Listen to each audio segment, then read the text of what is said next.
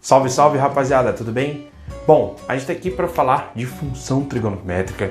É uma matéria com muito detalhe, porém ela é bem simples, não é tão complicada, a gente precisa só entender a ordem do que as coisas acontecem, tá? É fundamental você saber, tá bem estabelecido na sua cabeça a ordem de como tudo funciona aqui na função trigonométrica, tá? Bom, então ó, no livro de vocês, eu não sei exatamente qual livro, tá? Mas é a unidade 15, tá? Funções trigonométricas, o nome, pode procurar que vocês vão encontrar, é a página 65, tá? A questão número 1 fala assim, ó, raios de luz solar estão atingindo a superfície de um lago, que é um ano retrasado no Enem essa questão, tá, gente? Tem caído no Enem todos os anos isso aqui. Formando um ângulo X. Então, tá aqui o Sol, ele forma uma inclinação X com a superfície desse lago. Em determinadas condições, pode supor que a intensidade luminosa desses raios na superfície do lago seja dada aproximadamente por I de X é igual a K vezes seno de X, essa expressão. E ele diz o seguinte, sendo K uma constante, supondo que o X está entre 0 e 90. Quando o X é igual a 30 graus, a intensidade luminosa se reduz a qual percentual do seu valor máximo? Então a gente precisa saber quem é esse valor máximo, né? Então, ó, valor máximo. Cara, não é tão complicado você perceber o seguinte.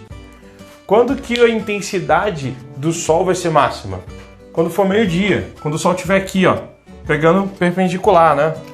Quando eu tiver essa estrutura aqui, ó. Aqui tá o meu solzinho, tá vendo? E ele tá pegando perpendicular à superfície do lago, ó. Então eu tenho uma linha perpendicular, formando 90 graus, ok? Por isso que ele alega que esse ângulo X está entre 0 e 90, ok? Tudo bem? Dá para entender essa lógica, né? Então qual é a intensidade quando ocorre isso daqui? Ah, é fácil. Basta perceber o quê? O ângulo é 90 graus. Então eu venho aqui e faço o seguinte, ó. A intensidade para 90 graus é igual a K vezes seno de 90. Quanto que é o seno de 90? Você já sabe isso. O seno de 90 vale 1, né? Então a intensidade máxima, né, que é a intensidade de 90 graus, intensidade máxima, é K vezes 1, é K, tudo bem? A gente vai analisar qual é a de 30 e depois a gente faz a comparação. Então agora aqui, ó, a intensidade para 30 graus, que é o que ele pede na questão. Ela vai ser K, repara que eu estou só substituindo na função, ó. I de 90, K vezes seno de 90. I de 30, K vezes seno de 30. Estou fazendo só a substituição. Tá? Seno de 30, quem é? Lembra lá da tua tabelinha. Seno de 30 você sabe quem é. Seno de 30 é 1/2. Então, a intensidade para 30 graus é K vezes 1/2, né? Que é a mesma coisa que K sobre 2. Pessoal, a intensidade é máxima. A intensidade em 30 graus é K sobre 2. Qual é a razão que existe entre elas? Quanto que uma é da outra? Então aqui, ó, é uma redução, né? Ele pergunta qual é a redução.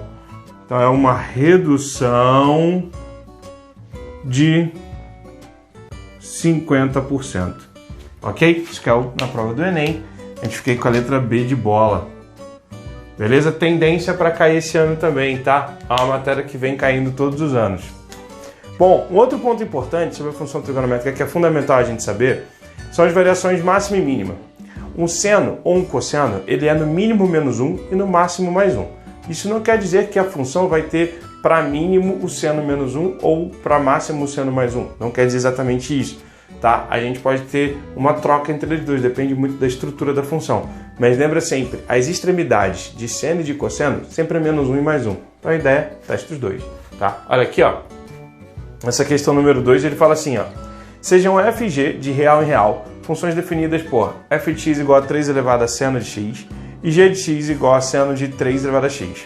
Se m e n são os valores máximos atingidos por f e g, então o produto m vezes n é, olha só pessoal, então ele quer saber quem é a função f máxima. Quem é a máxima para f? Pô, o seno, ó, é 3 elevado a seno.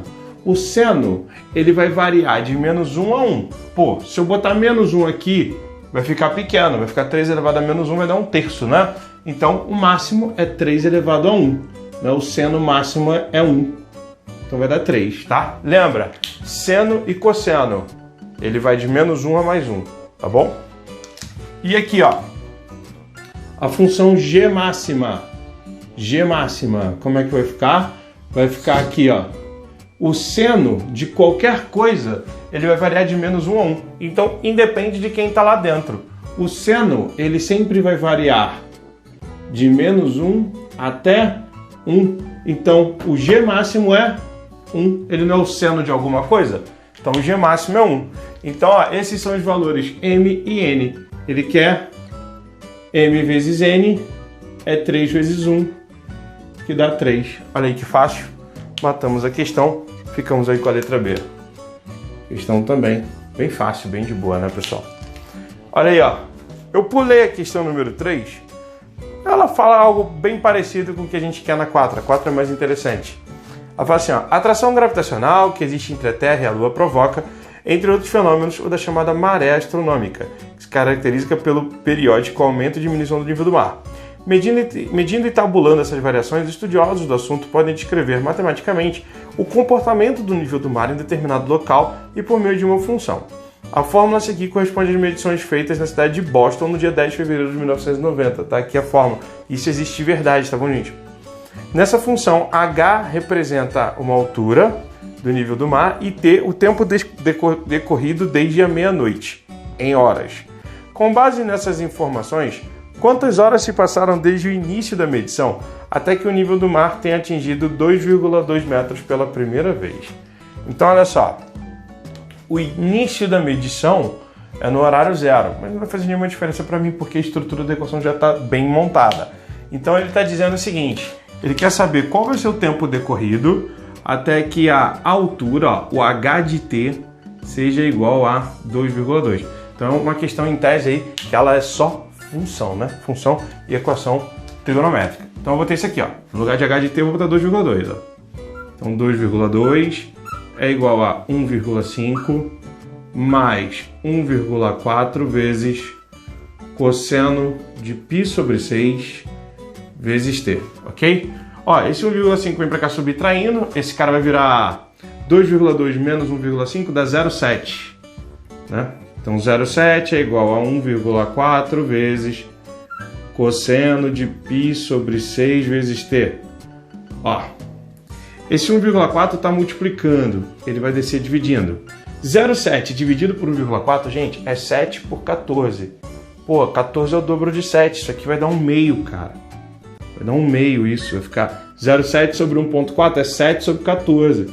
Vai dar 1/2. Isso é igual a cosseno de π sobre 6 vezes t. Bom, ele dá uma volta completa só, então existem dois momentos em que o cosseno vai bater igual a 1/2. Só que ele pede o primeiro em que isso acontece, né, pessoal? Então, ó, o cosseno de alguém é igual a 1/2. Cosseno de alguém é igual a 1/2. O cosseno de quem é 1/2? Ah, professor, eu estudei que o cosseno dos 60 graus é igual a 1/2, não é? Só que os 60 graus em radianos, como é que eu escrevo ele? Ó, é o cosseno de π sobre 3. Ó. O cosseno de π sobre 3 é 1/2. Eu lembro disso, professor. Ah, então peraí. Se o cosseno de π sobre 3 é 1/2, então esse que está aqui dentro tem que ser π sobre 3, né? Então eu vou aqui, ó, para finalizar. Então eu vou ter o seguinte, ó. π sobre 6 vezes t tem que ser igual a π sobre 3, ok? Ó, passa o π e o sobre 6 para lá. Vai ficar t é igual a π sobre 3 vezes, ó, esse aqui ele vai passar dividindo, né? É a mesma coisa eu repetir o primeiro e multiplicar pelo inverso do segundo, né? Estratégia de fraçãozinha isso aí, ó. Então vai ficar assim, ó, desse formato, ó. O π corta com π, ó. Vai ficar 6 sobre 3 que vai dar 2. Então, tempo decorrido até que ele atinja essa altura, 2 horas. A gente fica aí com a alternativa da letra A.